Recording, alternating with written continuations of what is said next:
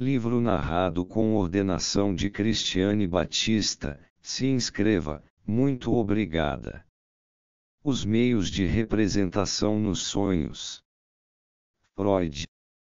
No processo de transformar os pensamentos letons no conteúdo manifesto de um sonho, vimos dois fatores em ação, a condensação e o deslocamento oníricos.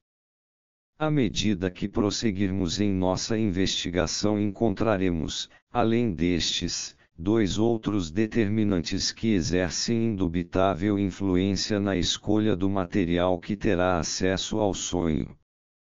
Primeiramente, porém, mesmo com o risco de parecer que estou interrompendo nosso progresso, gostaria de dar uma olhadela preliminar nos processos envolvidos na realização da interpretação de um sonho. Não posso negar que a maneira mais fácil de tornar claros esses processos e de defender sua fidedignidade das críticas seria tomar como amostra algum sonho específico, proceder à sua interpretação, como fiz com o sonho da injeção de Irma em meu segundo capítulo, e, em seguida, reunir os pensamentos oníricos descobertos e reconstruir, a partir deles, o processo através do qual o sonho foi formado. Em outras palavras, completar a análise de um sonho por meio de uma síntese dele. De fato, executei essa tarefa, para minha própria orientação, com diversas amostras, mas não posso reproduzi-las aqui, já que estou proibido de fazê-lo por motivos relacionados com a natureza do material psíquico em jogo, motivos que são de muitas espécies e que serão aceitos como válidos por qualquer pessoa sensata. Tais considerações interferirão menos na análise dos sonhos, uma vez que uma análise poderia ser incompleta e, não obstante, conservar seu valor, muito embora penetrasse apenas um pouco na trama do sonho. No caso da síntese de um sonho, porém, não vejo como ela poderia ser convincente a menos que fosse completa. Eu só poderia dar uma síntese completa de sonhos de pessoas desconhecidas do público leitor. Visto, contudo, que essa condição é preenchida apenas por meus pacientes, que são neuróticos, devo adiar essa parte de minha exposição do assunto até que possa em outro volume conduzir a elucidação psicológica das neuroses até um ponto em que ela possa estabelecer contato com nosso tópico atual. Minhas tentativas de estruturar sonhos por síntese a partir dos pensamentos oníricos ensinaram-me que o material que emerge no curso da interpretação não é todo do mesmo valor. Parte dele é composta dos pensamentos oníricos essenciais, ou seja, aqueles que substituem completamente o sonho, e que, se não houvesse censura dos sonhos, seriam suficientes para substituí-lo. A outra parte do material deve ser em geral considerada de menor importância. Tampouco é possível sustentar o ponto de vista de que todos os pensamentos desse segundo tipo tenham uma participação na formação do sonho. Pelo contrário, pode haver entre eles associações que se relacionem com acontecimentos ocorridos depois do sonho, entre os momentos do sonho e da interpretação.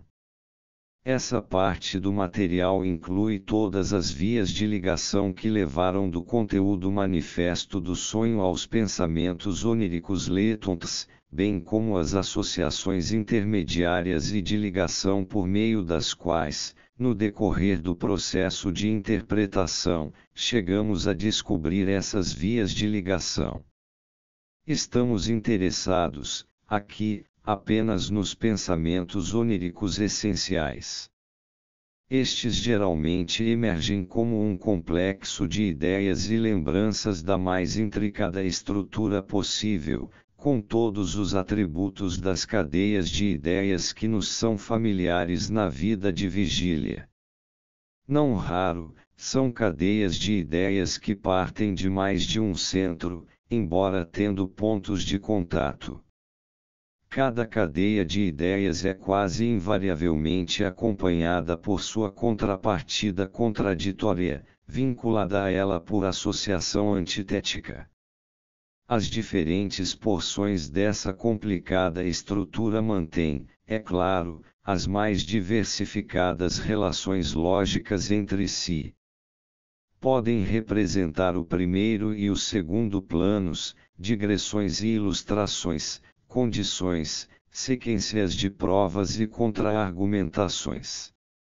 Quando a massa inteira desses pensamentos oníricos é submetida à pressão do trabalho do sonho, e quando seus elementos são revolvidos, transformados em fragmentos e aglutinados quase como uma massa de gelo, surge a questão do que acontece às conexões lógicas que até então formaram sua estrutura. Que representação fornecem os sonhos para si, porque, como, embora, e todas as outras conjunções sem as quais não podemos compreender as frases ou os enunciados? Num primeiro momento, nossa resposta deve ser que os sonhos não têm a seu dispor meios de representar essas relações lógicas entre os pensamentos oníricos. Em sua maioria, os sonhos desprezam todas essas conjunções, e é só o conteúdo substantivo dos pensamentos oníricos que eles dominam e manipulam. A restauração dos vínculos que o trabalho do sonho destruiu é uma tarefa que tem de ser executada pelo processo interpretativo. A incapacidade dos sonhos de expressarem essas coisas deve estar na natureza do material psíquico de que estes se compõem. As artes plásticas da pintura e da escultura vivem, a rigor, sob uma limitação semelhante, quando comparadas à poesia, que pode valer-se da fala, e aqui, mais uma vez, a razão de sua incapacidade está na natureza do material que essas duas formas de arte manipulam em seu esforço de expressar alguma coisa. Antes que a pintura se familiarizasse com as leis de expressão pelas quais se rege, ela fez tentativas de superar essa desvantagem. Nas pinturas antigas, pequenas etiquetas eram penduradas na boca das pessoas representadas, contendo, em caracteres escritos, os enunciados que o pintor perdia a esperança de representar pictoricamente. Neste ponto, talvez se levante uma objeção contra a ideia de que os sonhos são incapazes de representar relações lógicas. Pois existem sonhos em que ocorrem as mais complicadas operações intelectuais, em que as afirmações são contrariadas ou confirmadas, ridicularizadas ou comparadas, tal como acontece ao pensamento de vigília.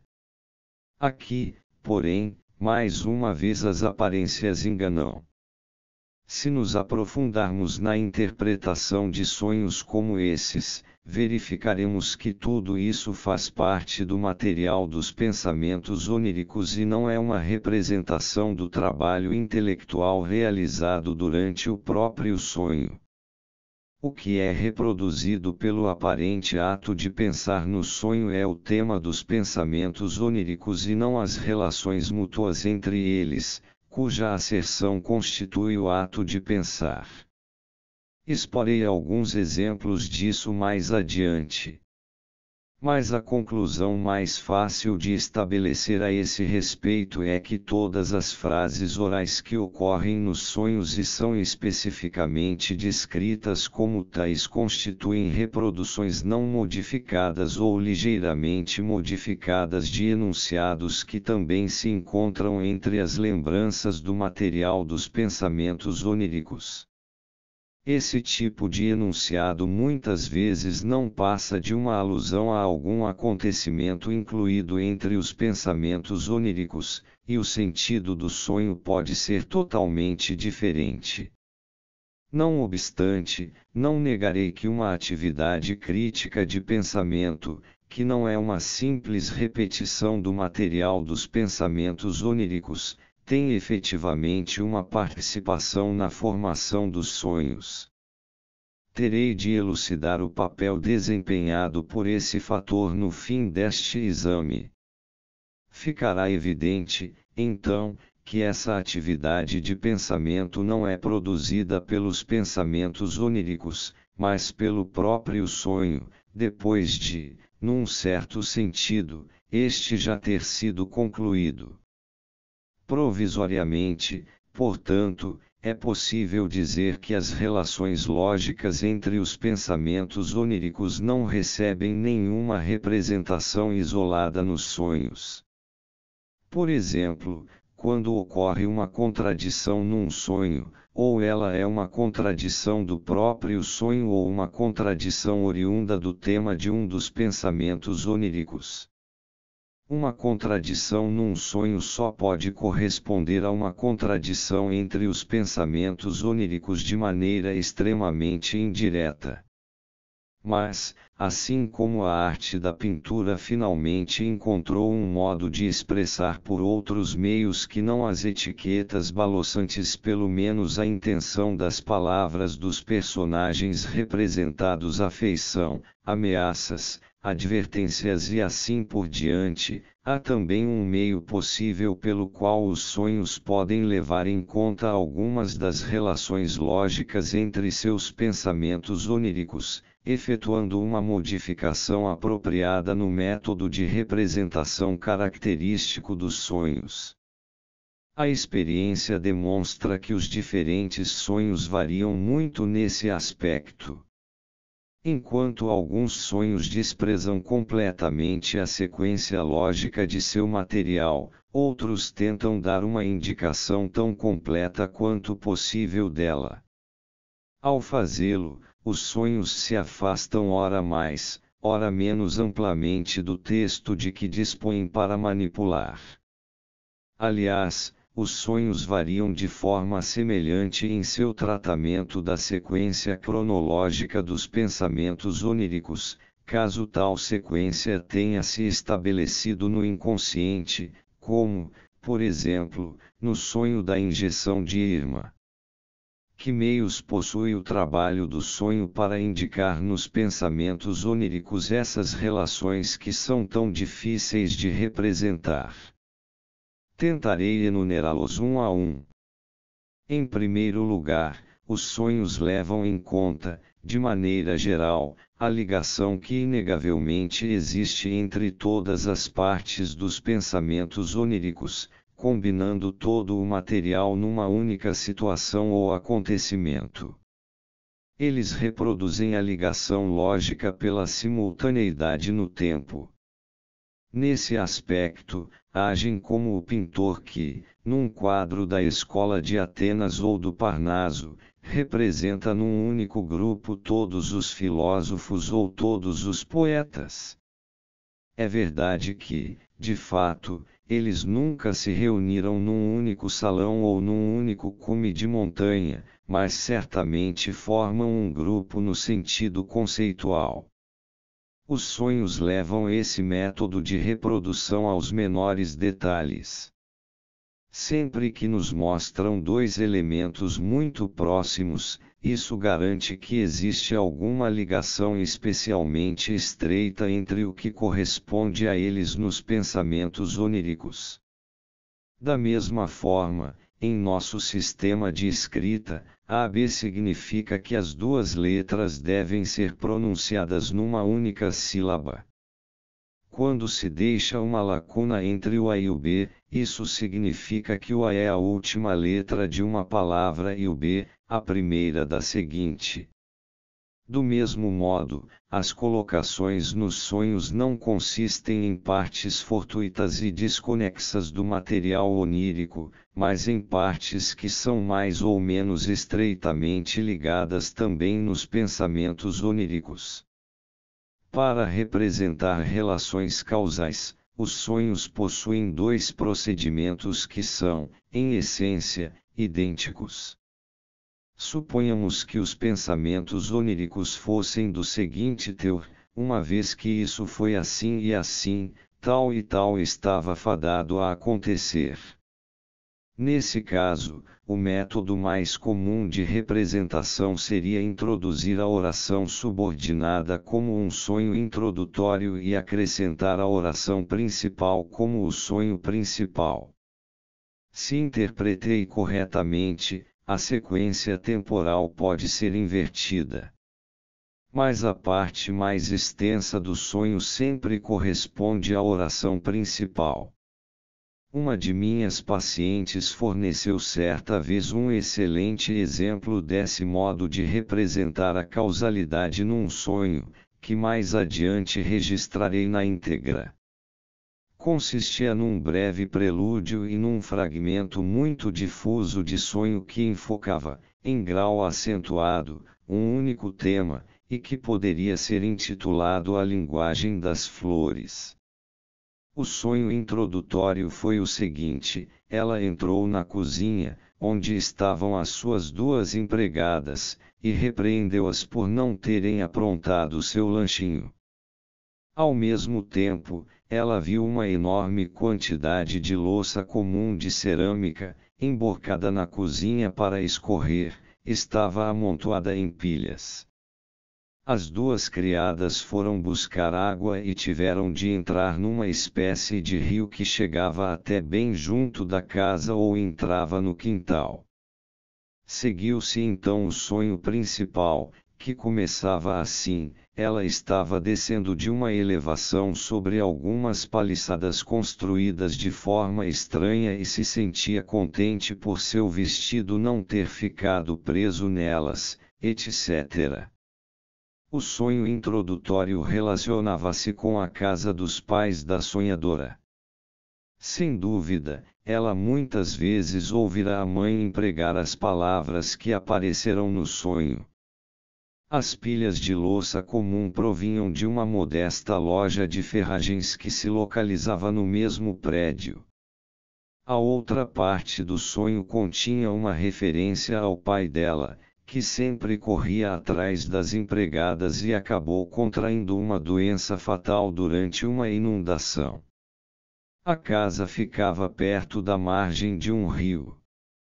Assim, o pensamento oculto por trás do sonho introdutório dizia o seguinte: como nasci nesta casa, em circunstâncias tão mesquinhas e deprimentes, o sonho principal tomou o mesmo pensamento e apresentou-o numa forma modificada pela realização de desejo: sou de alta linhagem. Assim, o verdadeiro pensamento subjacente era: como sou de linhagem tão baixa, o curso de minha vida tem sido dessa e daquela forma. A divisão de um sonho em duas partes desiguais não significa invariavelmente, até onde posso ver, que exista uma relação causal entre os pensamentos por trás das duas partes. Muitas vezes, é como se o mesmo material fosse representado nos dois sonhos a partir de diferentes pontos de vista. Isso é certamente o que acontece quando uma série de sonhos durante uma noite termina numa emissão ou num orgasmo, uma série em que a necessidade somática encontra o caminho para uma expressão progressivamente mais clara. Ou então os dois sonhos podem ter brotado de centros separados no material onírico, e seu conteúdo pode superpor-se, de modo que o que é o centro de um sonho está presente como mera sugestão no outro, e vice-versa. Todavia, em certo número de sonhos, uma divisão em um sonho preliminar mais curto e uma sequência mais longa significam, de fato, que há uma relação causal entre as duas partes. O outro método de representar uma relação causal adapta-se ao material menos extenso e consiste na transformação de uma imagem onírica, seja ela de uma pessoa, seja de uma coisa, em outra. A existência de uma relação causal só deve ser levada a sério se a transformação realmente ocorrer diante de nossos olhos, e não se apenas notarmos que uma coisa apareceu no lugar de outra. Afirmei que os dois métodos de representar uma relação causal eram essencialmente idênticos. Em ambos os casos, a causação é representada pela sequência temporal, num deles, por uma sequência de sonhos e, no outro, pela transformação direta de uma imagem em outra. Na grande maioria dos casos, cabe confessar, a relação causal não é, em absoluto, representada, mas se perde na confusão de elementos que inevitavelmente ocorre no processo do sonhar. A alternativa ou não pode ser expressa em sonhos, seja de que maneira for. Ambas as alternativas costumam ser inseridas no texto do sonho como se fossem igualmente válidas. O sonho da injeção de Irma contém um exemplo clássico disso. Seus pensamentos letontos diziam nitidamente: não sou responsável pela persistência das dores de Irma, a responsabilidade está ou na resistência dela a aceitar minha solução, ou nas condições sexuais desfavoráveis em que ela vive e que eu não posso alterar, ou no fato de que suas dores de modo algum são histéricas, mas de natureza orgânica. O sonho, por outro lado, preencheu todas essas possibilidades, que eram quase mutuamente exclusivas, e não hesitou em acrescentar uma quarta solução, baseada no desejo do sonho. Após interpretar o sonho, procedi à inserção do ou no contexto dos pensamentos oníricos. Quando, no entanto, ao reproduzir um sonho, seu narrador se sente inclinado a utilizar ou por exemplo, era ou um jardim ou uma sala de estar, o que estava presente nos pensamentos oníricos não era uma alternativa, e sim uma simples adição. Ou é predominantemente empregado para descrever um elemento onírico que tenha uma característica de imprecisão que, contudo, é passível de ser desfeita. Em tais casos, a norma de interpretação é: trate as duas aparentes alternativas como se fossem de igual validade e ligue-as por um i. Por exemplo, certa ocasião um amigo meu estava na Itália e eu fiquei sem seu endereço por um bom tempo. Tive então um sonho no qual recebia um telegrama com o endereço abaixo. Vi-o impresso em azul no formulário telegráfico. A primeira palavra era vaga. Via, talvez, a segunda estava clara. Ouvi-la, Cecerno. Ou possivelmente até, casa. A segunda palavra soava como algum nome italiano e me fez lembrar as discussões que eu tivera com meu amigo sobre a questão da etimologia. Também expressava minha raiva dele por ter mantido seu endereço em segredo para mim por tanto tempo. Por outro lado, cada uma das três alternativas da primeira palavra revelou ser, na análise, um ponto de partida independente e igualmente válido para uma cadeia de ideias. Durante a noite anterior ao funeral de meu pai, tive um sonho com um aviso, placar ou cartaz impresso bem semelhante aos avisos proibindo que se filme nas salas de espera das estações de trem onde aparecia o pede-se que você feche os olhos. Ou pede-se que você feche um olho. Costumo escrever isto na forma S. Pede-se que você feche olho, S.1. Cada uma dessas duas versões tinha um sentido próprio e levou numa direção diferente quando o sonho foi interpretado. Eu escolhera o ritual mais simples possível para o funeral, pois conhecia as opiniões de meu pai sobre essas cerimônias. Mas alguns outros membros da família não simpatizavam com tal simplicidade puritana e achavam que ficaríamos desonrados aos olhos dos que comparecessem ao enterro. Daí uma das versões: pede-se que você feche um olho, ou seja, feche os olhos ou faça a vista grossa. Aqui, é particularmente fácil ver o sentido da imprecisão expressa pelo ou. O trabalho do sonho não conseguiu estabelecer um enunciado unificado para os pensamentos oníricos, que, ao mesmo tempo, pudesse ser ambíguo, e, consequentemente, as duas principais linhas de pensamento começaram a divergir até no conteúdo manifesto do sonho. Em alguns casos, a dificuldade de representar uma alternativa é superada dividindo-se o sonho em duas partes de igual extensão. A maneira como os sonhos tratam a categoria dos contrários e dos contraditórios é extremamente interessante. Ela é simplesmente ignorada. O não parece existir no que diz respeito aos sonhos.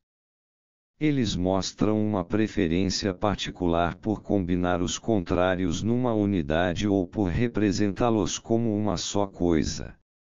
Os sonhos se sentem à vontade, além disso, para representar qualquer elemento por seu oposto imaginário, de modo que não há maneira de decidir, à primeira vista, se qualquer elemento que admita um contrário está presente nos pensamentos oníricos como positivo ou negativo. Num dos sonhos registrados logo acima, cuja primeira oração já foi interpretada, como minha linhagem foi tal e tal, a sonhadora se viu descendo sobre paliçadas, segurando um ramo florido na mão.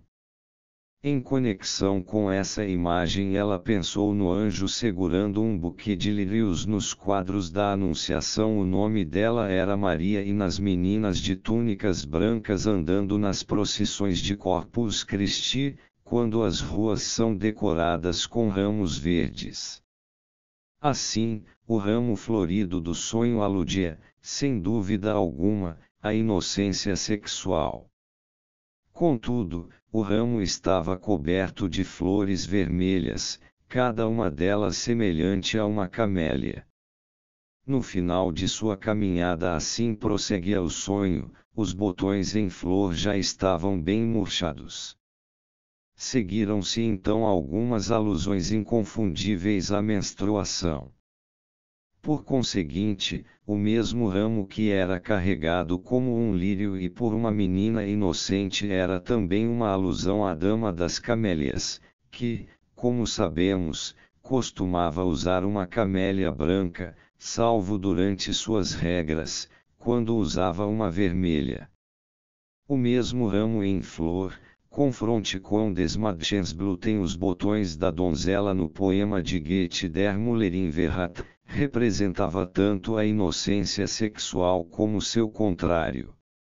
E o mesmo sonho que expressava sua alegria por ter conseguido passar pela vida imaculadamente apresentava vislumbres, em certos pontos, por exemplo, nas flores que murcham, da cadeia de ideias contrárias de ela ter sido culpada de vários pecados contra a pureza sexual, em sua infância. Ao analisar o sonho, foi possível distinguir claramente as duas cadeias de ideias, das quais a consoladora parecia ser a mais superficial e a autorreprovadora a mais profunda, cadeias de ideias que eram diametralmente opostas uma à outra, mas cujos elementos semelhantes, embora contrários, foram representados pelos mesmos elementos no sonho manifesto.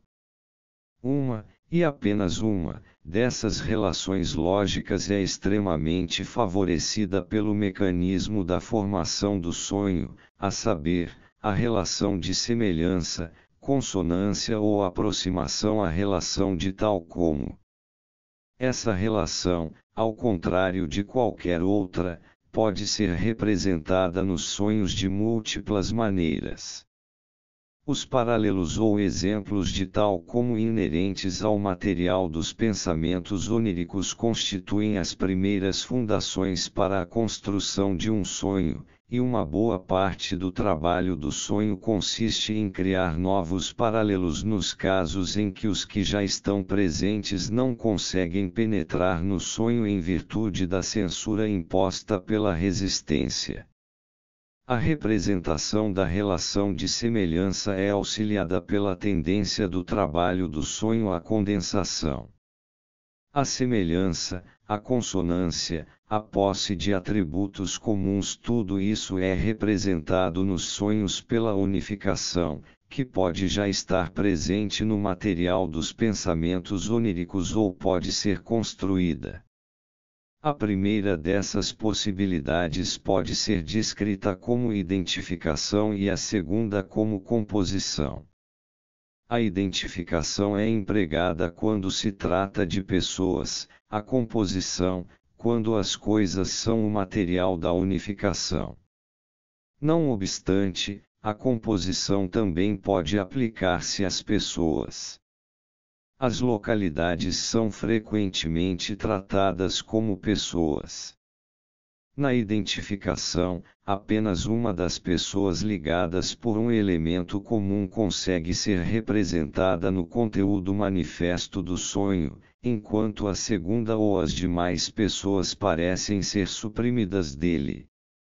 Mas essa figura encobridora única aparece no sonho em todas as relações e situações que se aplicam quer a ela, quer às figuras que ela encobre. Na composição, quando esta se estende às pessoas, a imagem onírica contém traços que são peculiares a uma ou outra das pessoas em questão, mas não comuns a elas, de modo que a combinação desses traços leva ao aparecimento de uma nova unidade, uma figura composta. O processo efetivo de composição pode ser realizado de várias maneiras.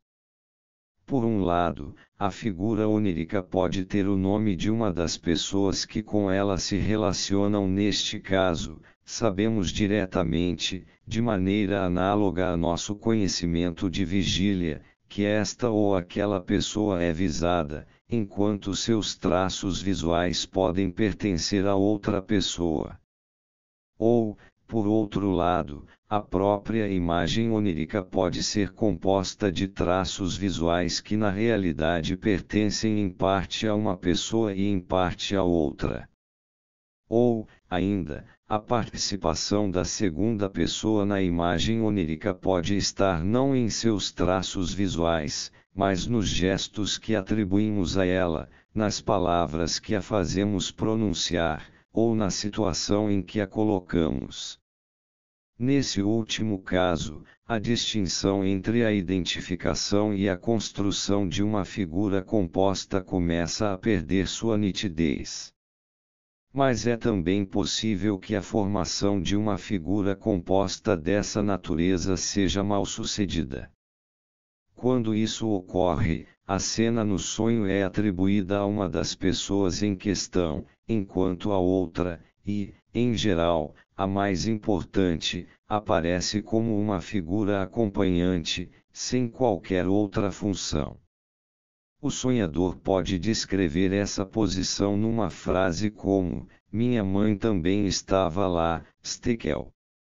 Um elemento dessa espécie no conteúdo do sonho pode ser comparado aos determinantes empregados na escrita hieroglífica, que não visam a ser pronunciados, servindo meramente para elucidar outros sinais.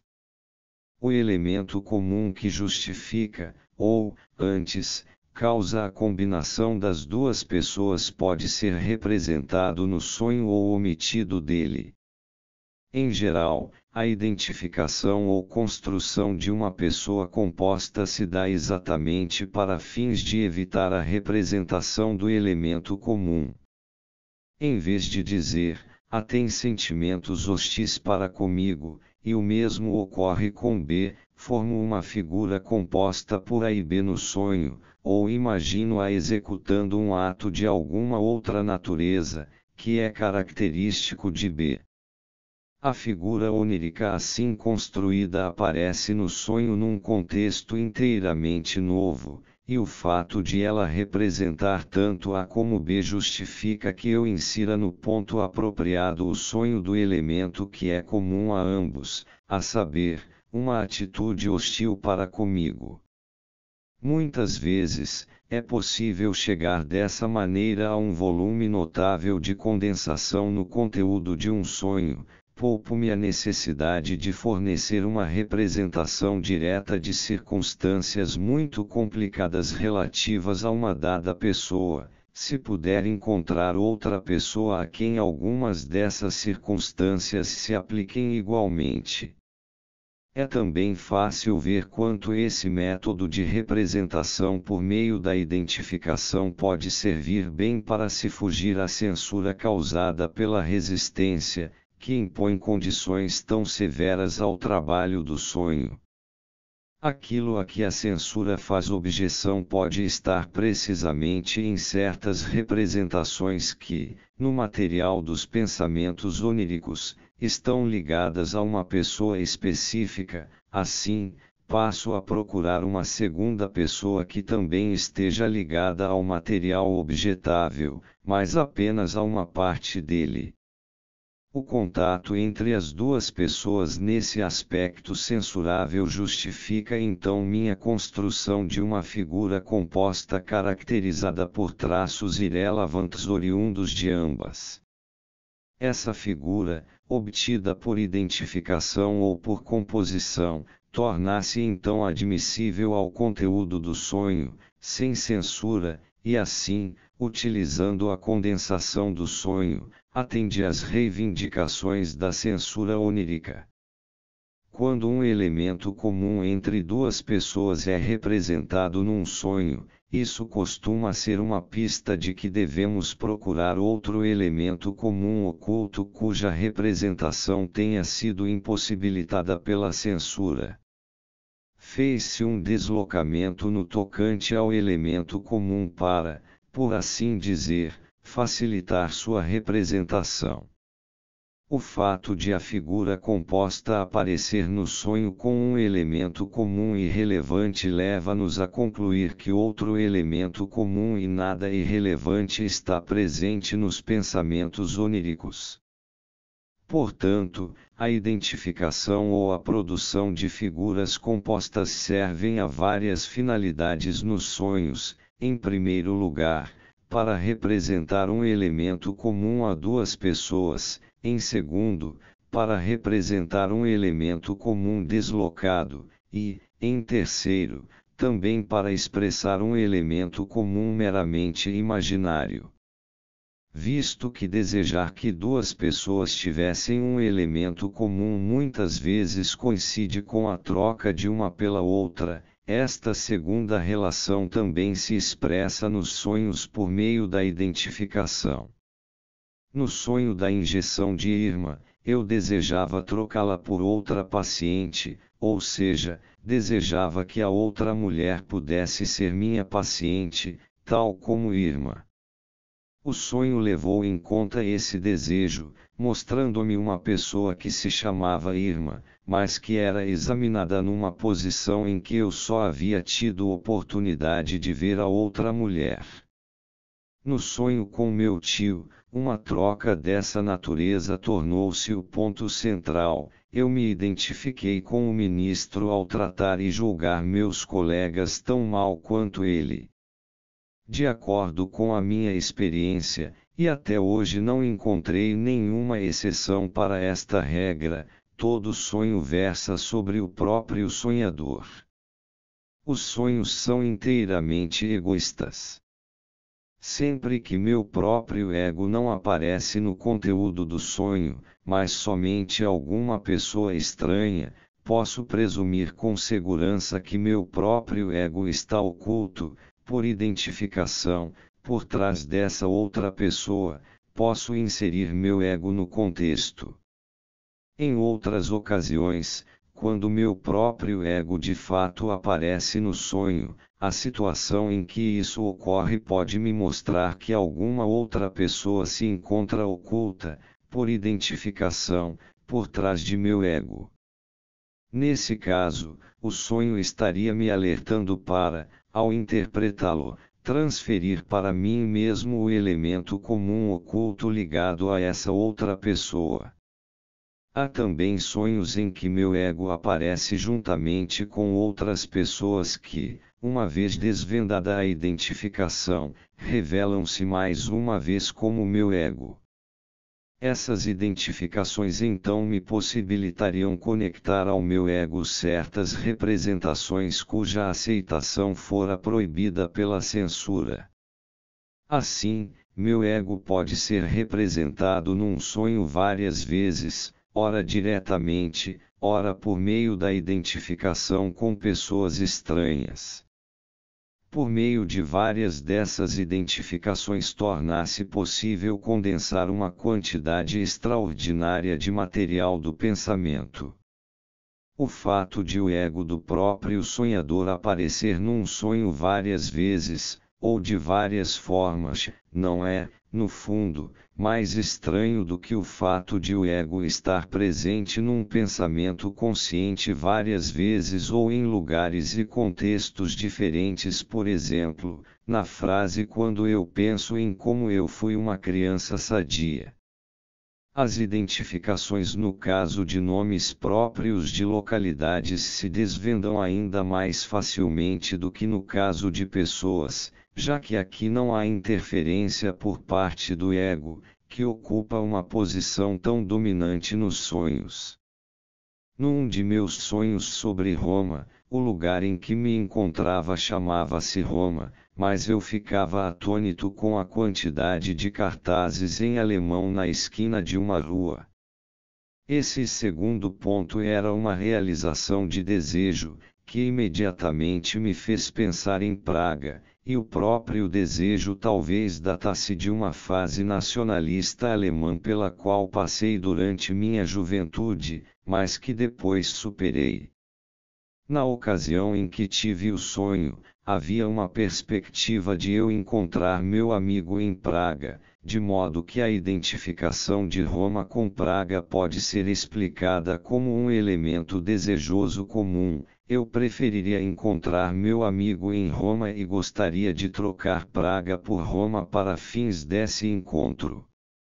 A possibilidade de criar estruturas compostas destacasse como a mais importante entre as características que tantas vezes emprestam aos sonhos uma aparência fantástica, pois introduz no conteúdo dos sonhos elementos que nunca poderiam ter sido objetos de percepção real. O processo psíquico de construir imagens compostas nos sonhos é, evidentemente, o mesmo de quando imaginamos ou retratamos um centauro ou um dragão na vida de vigília. A única diferença é que o que determina a produção da figura imaginária na vida de vigília é a impressão que a nova estrutura em si pretende causar, ao passo que a formação da estrutura composta num sonho é determinada por um fator estranho à sua forma real, a saber, o elemento comum nos pensamentos oníricos. As estruturas compostas nos sonhos podem ser formadas de uma grande variedade de maneiras. O mais ingênuo desses procedimentos representa meramente os atributos de uma coisa, acompanhados pelo conhecimento de que também pertencem a uma outra coisa. Uma técnica mais elaborada combina os traços de ambos os objetos numa nova imagem e, ao proceder assim, utiliza com habilidade quaisquer semelhanças que os dois objetos acaso possuam na realidade. A nova estrutura pode parecer inteiramente absurda ou dar-nos a impressão de um sucesso da imaginação, conforme o material e a habilidade com que seja aglutinada.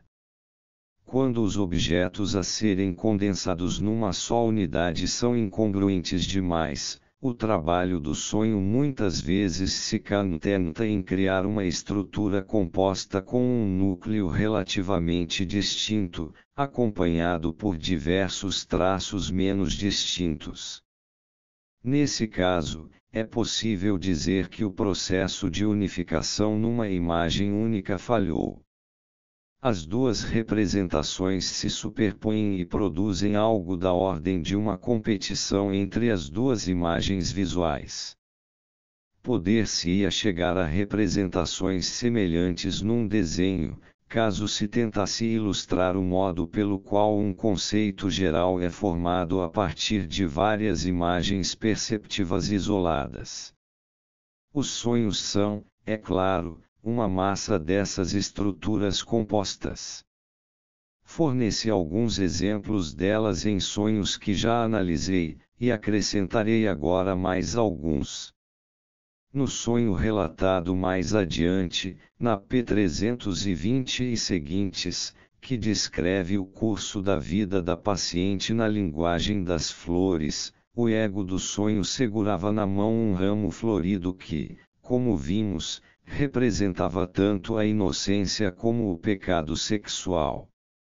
O ramo, graças à posição das flores sobre ele, também fez a sonhadora lembrar-se da flor de cerejeira. As próprias flores, consideradas individualmente, eram camélias, e, além disso, a impressão geral era a de um crescimento exótico.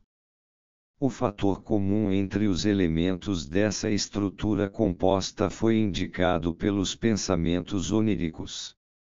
O ramo florido era composto de alusões a presentes que lhe tinham sido oferecidos com o propósito de conquistar, ou tentar conquistar, seus favores. Assim, tinham-lhe dado cerejas na infância e, num momento posterior de sua vida, um pé de camélias, já exótico, era uma alusão a um naturalista muito viajado que tentara conquistar suas boas graças com o desenho de uma flor. Outra de minhas pacientes produziu, num de seus sonhos, algo intermediário entre uma cabine de banho à beira-mar, um quartinho externo no campo e um sótão numa casa de cidade. Os dois primeiros elementos têm em comum uma ligação com pessoas nuas e em desalinho, e sua combinação com o terceiro elemento leva à conclusão de que, em sua infância, um sótão também fora uma cena de desnudamento.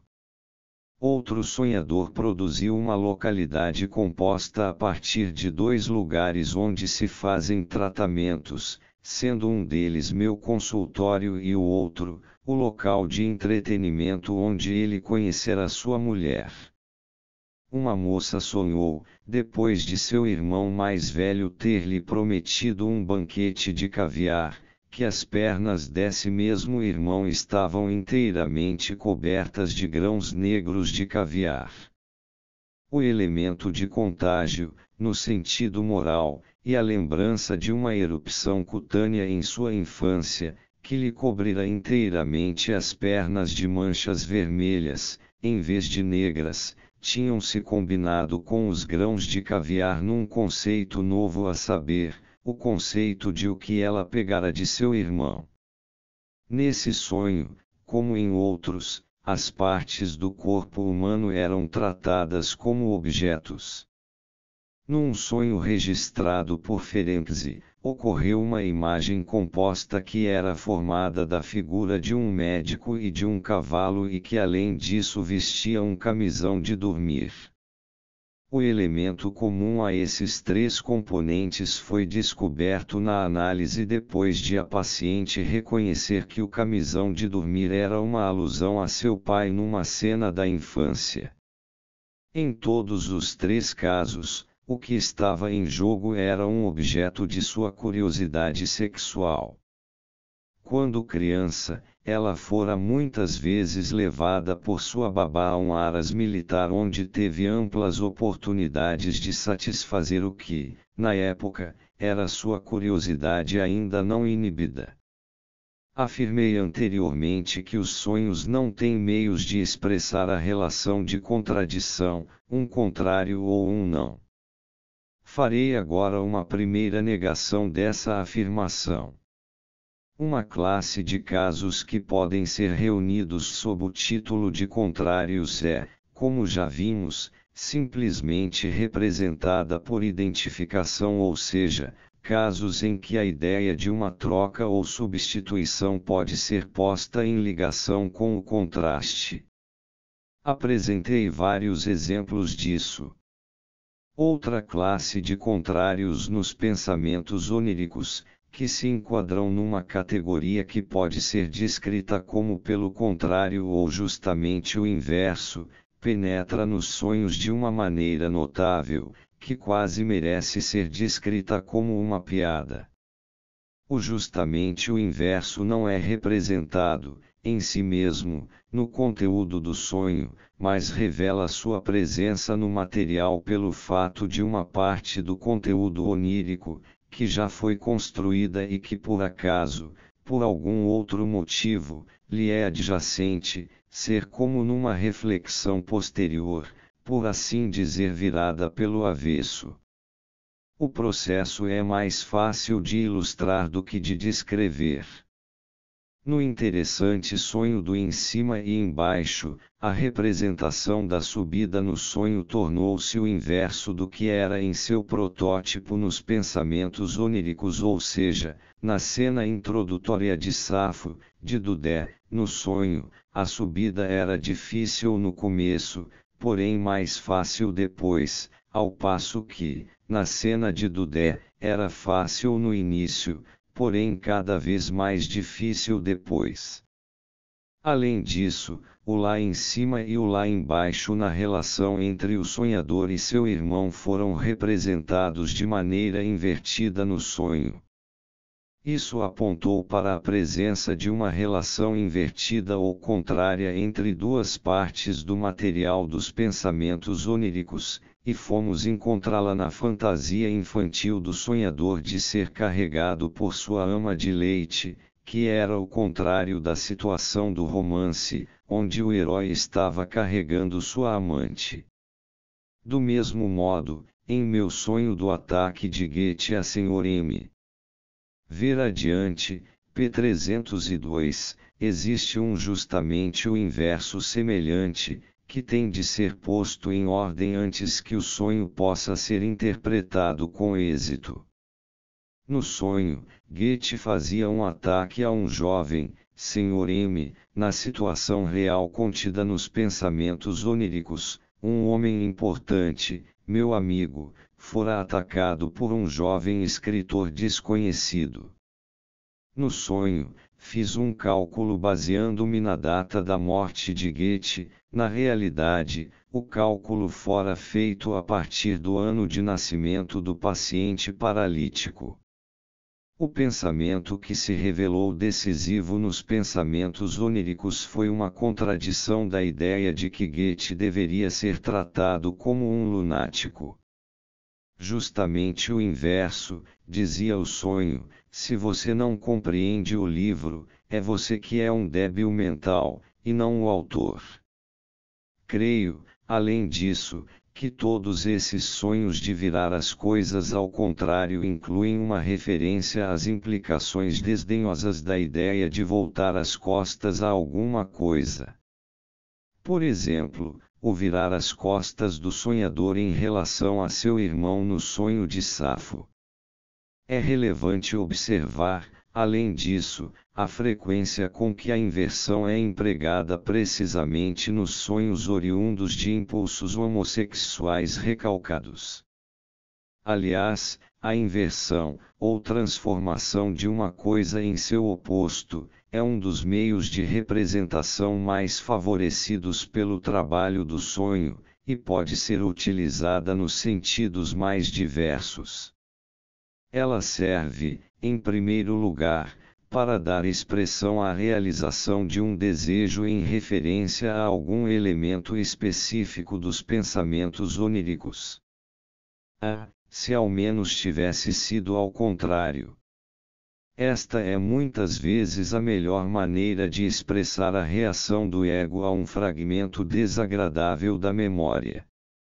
Além disso, a inversão tem uma utilidade muito especial como auxílio à censura, pois produz uma massa de distorção no material a ser representado, e isto tem um efeito decididamente paralisante, para começar, sobre qualquer tentativa de compreender o sonho.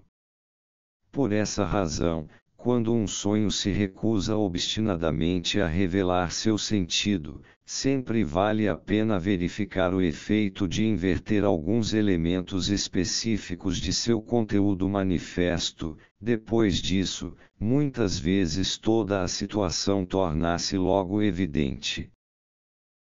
Além da inversão do assunto, a inversão cronológica não deve ser negligenciada. Uma técnica bastante comum da distorção onírica consiste em representar o resultado de um acontecimento ou a conclusão de uma cadeia de ideias no início de um sonho, e em colocar no final as premissas em que se basearam a conclusão ou as causas que levaram ao acontecimento. Alguém que deixe de levar em conta esse método técnico adotado pela distorção onírica ficará inteiramente perdido quando se deparar com a tarefa de interpretar um sonho. Em alguns casos, de fato, só é possível chegar ao sentido de um sonho depois de se ter efetuado um bom número de inversões de seu conteúdo sob vários aspectos. Por exemplo, no caso de um jovem neurótico obsessivo, ocultava-se por trás de um de seus sonhos a lembrança de um desejo de morte que datava de sua infância e era dirigido contra seu pai, a quem ele temia. Eis aqui o texto do sonho: seu pai o repreendia por voltar para casa tão tarde. O contexto em que o sonho ocorreu no tratamento psicanalítico e as associações do paciente mostraram, contudo, que as palavras originais provavelmente eram que ele estava com raiva do pai, e que, em sua opinião, o pai sempre voltava para casa cedo demais. Ele teria preferido que o pai não voltasse para casa em absoluto, e isso era a mesma coisa que um desejo de morte contra o pai. Isso porque, quando era muito pequeno, no decorrer da ausência temporária do pai, ele cometeu um ato de agressão sexual contra alguém e, como punição, foi ameaçado com estas palavras: espere só até seu pai voltar. Se desejarmos levar mais adiante nosso estudo das relações entre o conteúdo do sonho e os pensamentos oníricos, o melhor plano será tomar os próprios sonhos como nosso ponto de partida e considerar o que certas características formais do método de representação nos sonhos significam em relação aos pensamentos subjacentes a elas. As mais destacadas dentre essas características formais, que não podem deixar de nos impressionar nos sonhos, são as diferenças de intensidade sensorial entre imagens oníricas específicas e na nitidez de certas partes dos sonhos ou de sonhos inteiros quando comparados a outros. As diferenças de intensidade entre imagens oníricas específicas abrangem toda a gama que se estende desde uma nitidez de definição que nos sentimos inclinados, sem dúvida injustificadamente, a considerar maior do que a da realidade, a um irritante caráter vago que declaramos ser característico dos sonhos, porque não é inteiramente comparável a nenhum grau de indistinção que alguma vez tenhamos percebido nos objetos reais. Além disso, em geral descrevemos a impressão que temos de um objeto indistinto num sonho como fugaz, enquanto sentimos que as imagens oníricas que são mais nítidas foram percebidas por uma extensão considerável de tempo. Surge então a questão de investigar, no material dos pensamentos oníricos, o que é que determina essas diferenças na nitidez de partes específicas do conteúdo de um sonho? Devemos começar por contrariar certas expectativas que quase inevitavelmente se apresentam. Como o material de um sonho pode incluir sensações reais experimentadas durante o sono, é provável que se presuma que estas, ou os elementos do sonho delas oriundos, recebem destaque no conteúdo do sonho, aparecendo com intensidade especial, ou, de forma inversa, que aquilo que aparece com uma nitidez especial num sonho pode ser atribuído a sensações reais ocorridas durante o sono.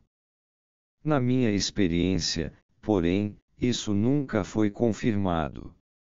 Não se constata que os elementos de um sonho derivados de impressões reais no decorrer do sono, ou seja, de estímulos nervosos, se distingam, por sua nitidez, de outros elementos que surjam de lembranças. O fator da realidade não tem importância alguma na determinação da intensidade das imagens oníricas. Do mesmo modo, poder-se-ia esperar que a intensidade sensorial, ou seja, a nitidez, de imagens oníricas específicas estivesse relacionada com a intensidade psíquica dos elementos nos pensamentos oníricos correspondentes a elas. Nestes últimos, a intensidade psíquica coincide com o valor psíquico, os elementos mais intensos são também os mais importantes, os que formam o ponto central dos pensamentos oníricos. Sabemos, é verdade, que são precisamente estes elementos que, em virtude da censura, em geral não conseguem penetrar no conteúdo do sonho. Não obstante, é bem possível que seus derivados imediatos, que os representam no sonho, tivessem um grau mais elevado de intensidade, sem por isso constituir, necessariamente, o centro do sonho. Mas também essa expectativa é frustrada pelo estudo comparativo dos sonhos e do material de que derivam. A intensidade dos elementos de um não tem nenhuma relação com a intensidade dos elementos do outro, o fato é que ocorre uma completa transposição de todos os valores psíquicos entre o material dos pensamentos oníricos e o sonho. Muitas vezes, um derivado direto daquilo que ocupa uma posição dominante nos pensamentos oníricos só pode ser descoberto justamente em algum elemento transitório do sonho ofuscado por imagens mais pudaruças. A intensidade dos elementos de um sonho é determinada de outra forma e por dois fatores independentes. Em primeiro lugar, é fácil perceber que os elementos pelos quais a realização de desejo se expressa são representados com especial intensidade.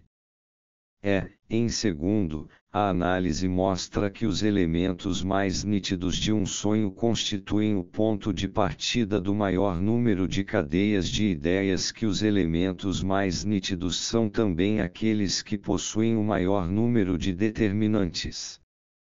Não estaremos alterando o sentido dessa afirmação de base empírica se a enunciarmos nestes termos: os elementos do sonho que apresentam o maior grau de intensidade são aqueles em cuja formação se despendeu o maior volume de condensação. Podemos esperar que algum dia seja possível expressar esse determinante juntamente com o outro, isto é, a relação com a realização de desejo, numa única fórmula. O problema de que acabo de tratar, as causas da maior ou menor intensidade ou clareza de elementos específicos de um sonho, não deve ser confundido com outro problema, que se relaciona com a clareza variável de sonhos inteiros ou de partes de sonhos. No primeiro caso, a clareza contrasta com a indeterminação, mas, no segundo, contrasta com a confusão. De qualquer modo, não há dúvida de que o aumento e a redução das qualidades nessas duas escalas correm paralelamente. Uma parte de um sonho que nos parece clara geralmente contém elementos intensos, um sonho obscuro, por outro lado, é composto de elementos de pequena intensidade. Todavia, o problema apresentado pela escala que se estende desde o que é aparentemente claro até o que é obscuro e confuso é muito mais complicado do que o problema dos graus variáveis de nitidez dos elementos do sonho. De fato, por motivos que serão apresentados mais adiante, o primeiro desses problemas ainda não pode ser examinado. Em alguns casos, verificamos, para nossa surpresa, que a impressão de clareza ou indistinção fornecida por um sonho não tem absolutamente nenhuma relação com a constituição do próprio sonho, mas decorre do material dos pensamentos oníricos e é parte integrante dele.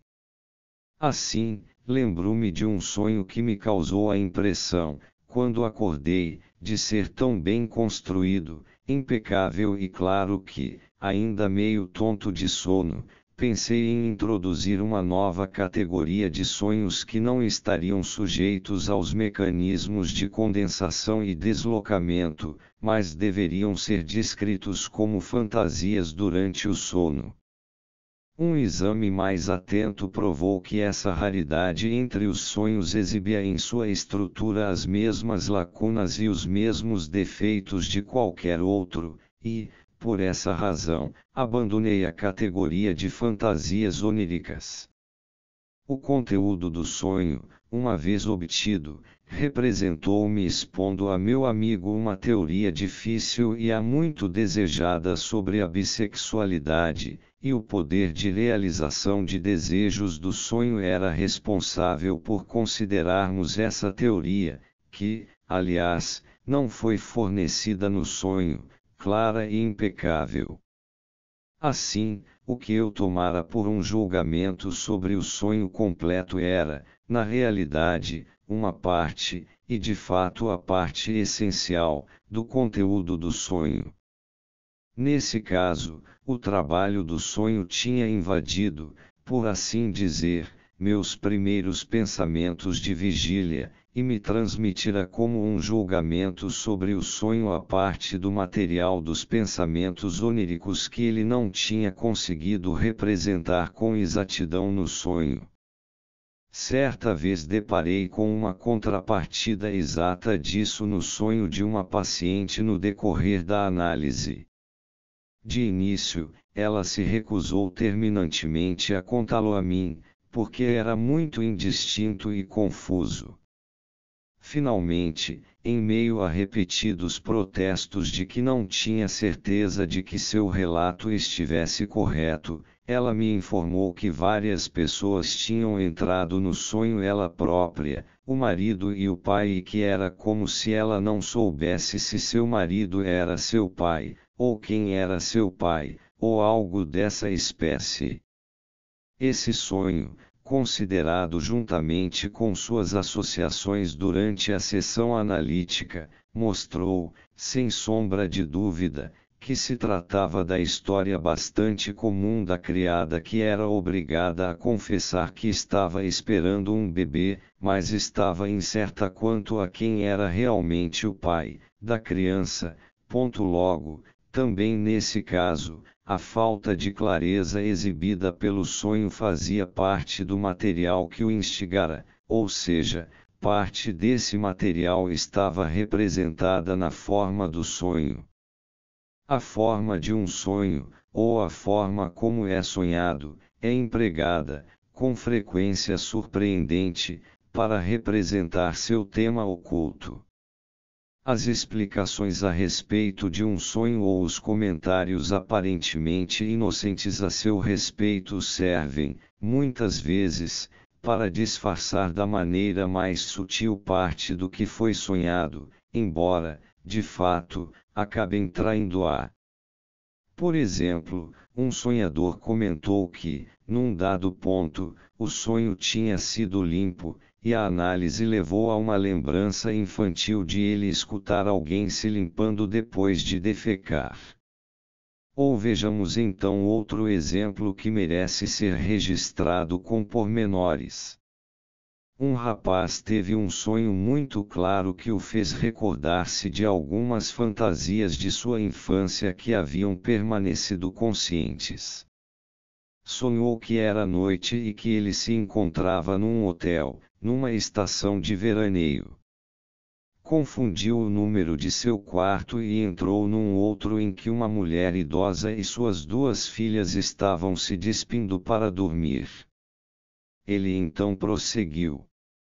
Aqui existem umas lacunas no sonho, alguma coisa está faltando. Finalmente, havia um homem no quarto que tentou me expulsar, e eu tive de lutar com ele.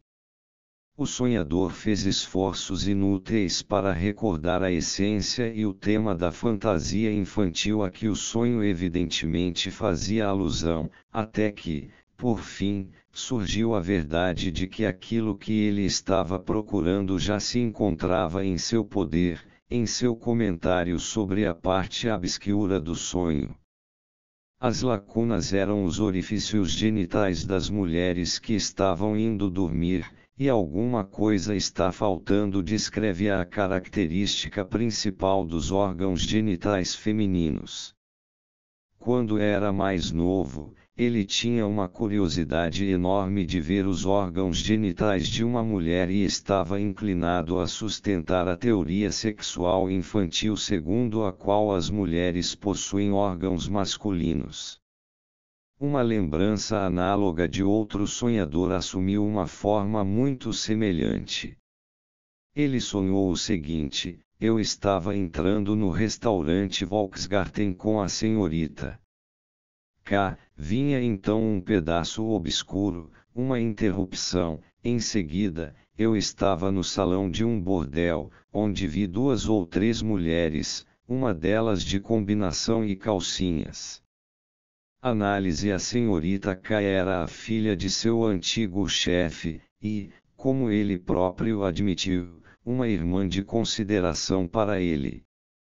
O rapaz raramente tivera oportunidade de conversar com ela, mas, certa ocasião, tiveram uma conversa em que foi exatamente como se tivéssemos tomado consciência de nosso sexo, como se eu devesse dizer eu sou um homem e você uma mulher. Ele fora ao restaurante em questão apenas uma vez, com a irmã de seu cunhado, uma moça que nada significava para ele. Outra vez, fora com um grupo de 3 senhoras até a entrada do mesmo restaurante. Essas damas eram sua irmã, sua cunhada e a irmã do cunhado que acabamos de mencionar. Todas elas lhe eram altamente indiferentes, mas todas as 3 se enquadravam na categoria de irmãs. Raras vezes ele visitara um bordel, apenas 2 ou 3 vezes na vida.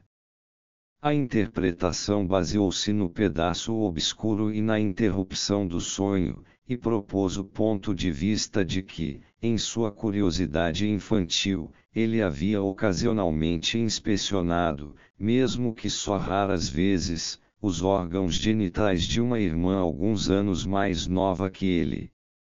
Alguns dias depois, ele teve uma lembrança consciente da má ação a que o sonho aludia. O conteúdo de todos os sonhos que ocorrem na mesma noite faz parte do mesmo todo, o fato de estarem divididos em várias sessões, bem como o agrupamento e o número dessas sessões, tudo isso tem sentido e pode ser encarado como uma informação proveniente dos pensamentos letons do sonho. Ao interpretar sonhos que consistam em várias sessões principais ou, Em geral, sonhos que ocorram durante a mesma noite, não se deve desprezar a possibilidade de que sonhos separados e sucessivos dessa natureza tenham o mesmo significado e possam estar dando expressão aos mesmos impulsos através de materiais diferentes.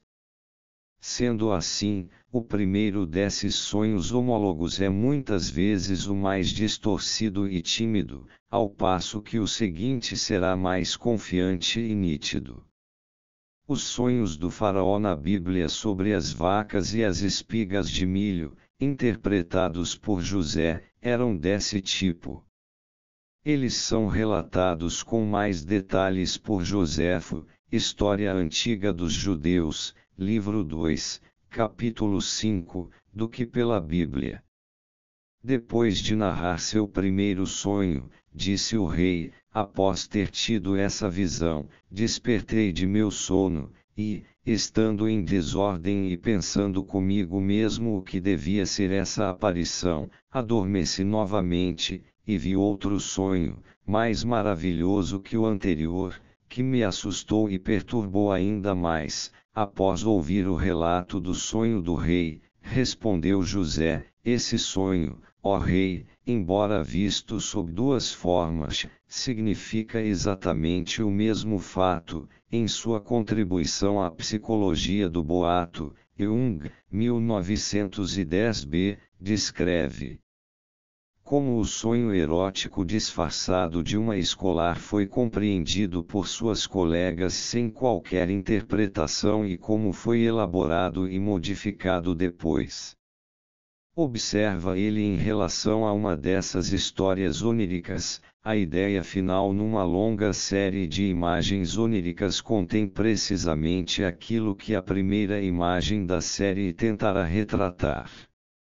A censura mantém o complexo à distância o maior tempo possível, mediante uma sucessão de novos encobridores simbólicos, deslocamentos, disfarces inocentes etc. Ibidem, p. 87. Scherner, 1861, p. 166. Estava bem familiarizado com essa peculiaridade do método de representação nos sonhos e o descreve, no tocante à sua teoria dos estímulos orgânicos, como uma lei especial. Em última análise, contudo, em todas as estruturas oníricas simbólicas provenientes de estímulos nervosos específicos, a imaginação observa uma lei geral. No começo de um sonho, ela só retrata o objeto do qual provém o estímulo por meio das mais remotas e inexatas alusões, mas, no final, depois que a efusão pictórica se esgotou, ela representa claramente o próprio estímulo, ou, conforme o caso, o órgão envolvido ou a função desse órgão, e com isso o sonho, tendo designado sua causa orgânica real, atinge seu objetivo. Otto Reck, 1910, forneceu uma bela confirmação dessa lei de Scherner. Um sonho de uma moça, relatado por ele, compunha-se de dois sonhos isolados, sonhados, com um intervalo entre eles, no decorrer da mesma noite, tendo o segundo terminado num orgasmo. Foi possível efetuar uma interpretação pormenorizada desse segundo sonho, mesmo sem muitas contribuições da sonhadora, e o número de ligações entre os conteúdos dos dois sonhos possibilitou ver que o primeiro sonho representava, de maneira mais tímida, a mesma coisa que o segundo.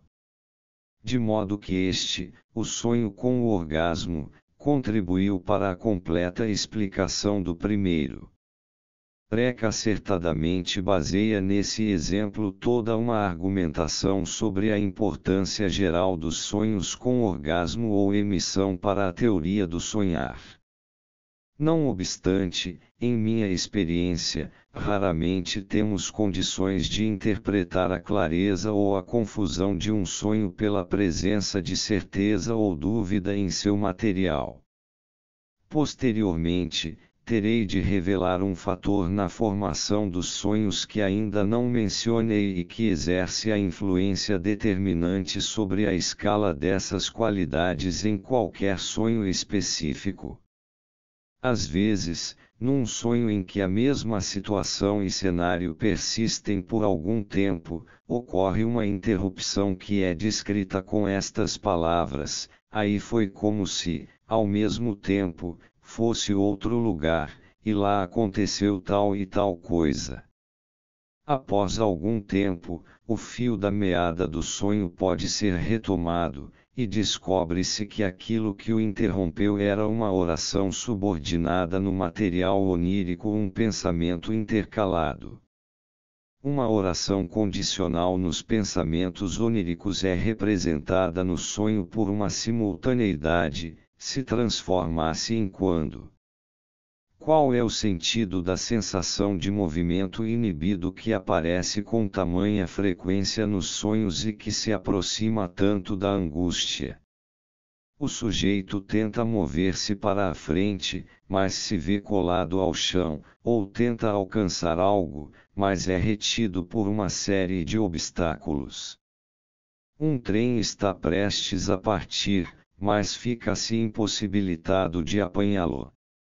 O sujeito ergue a mão para revidar um insulto, mas verifica que ela está impotente. E assim por diante. Já deparamos com essa sensação nos sonhos de exibição, mas ainda não fizemos nenhuma tentativa séria de interpretá-la.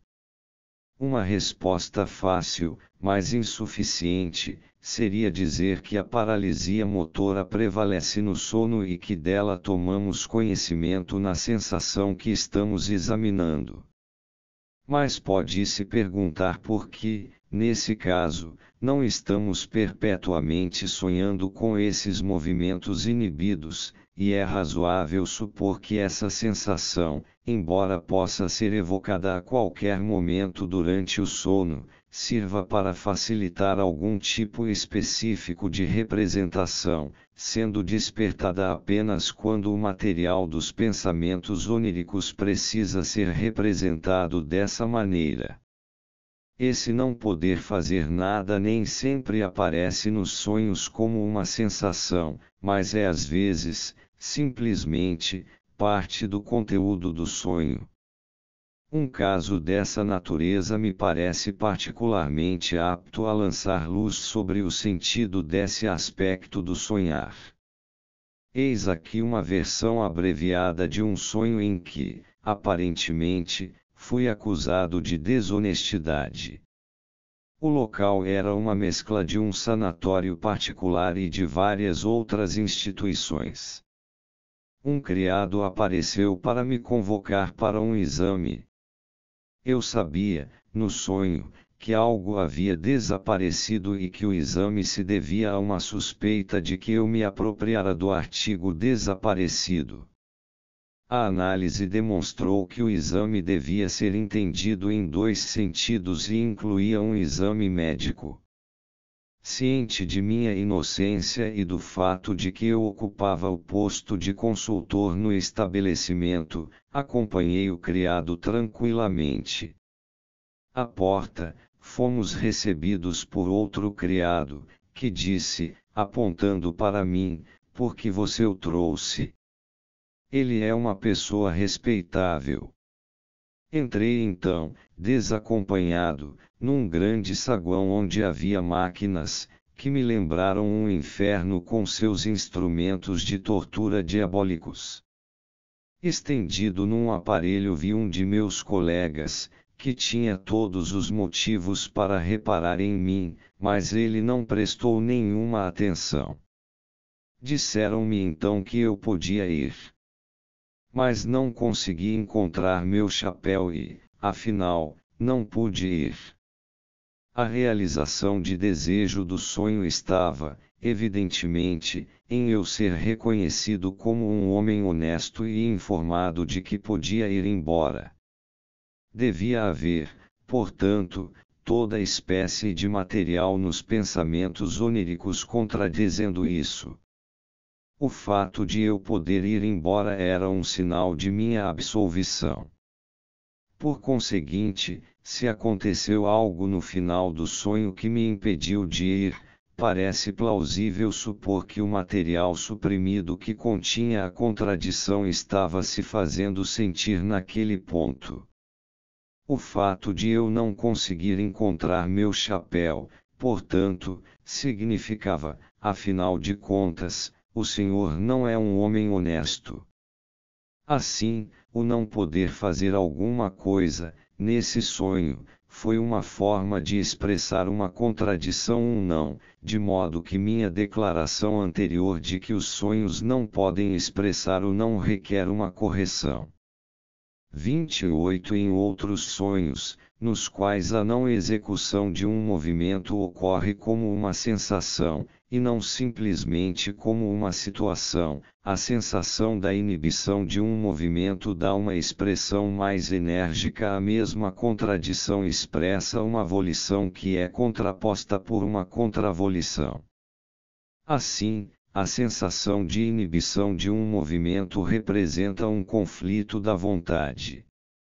Veremos mais adiante que a paralisia motora que acompanha o sono é precisamente um dos determinantes fundamentais do processo psíquico enquanto se sonha.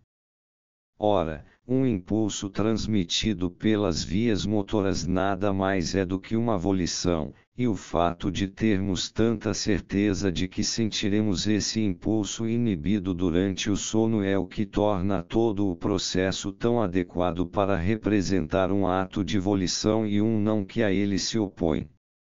É também fácil perceber, com base em minha explicação da angústia, porque a sensação de uma inibição da vontade se aproxima tanto da angústia e se liga a ela com tanta frequência nos sonhos.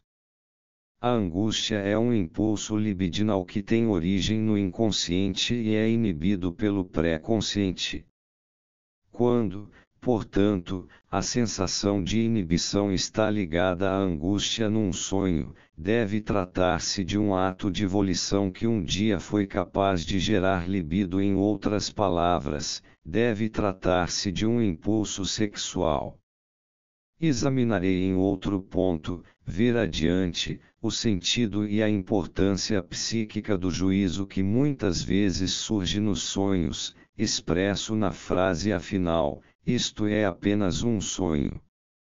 Por enquanto direi apenas, a título de antecipação, que ele se destina a minimizar a importância do que está sendo sonhado.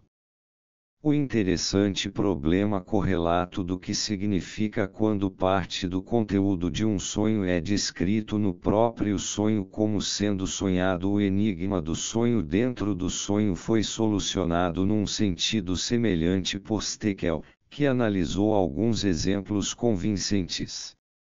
A intenção é, mais uma vez, minimizar a importância do que é sonhado no sonho, retirar-lhe sua realidade. O que é sonhado num sonho, depois que se acorda do sonho dentro do sonho, é o que o desejo do sonho procura colocar no lugar de uma realidade eliminada.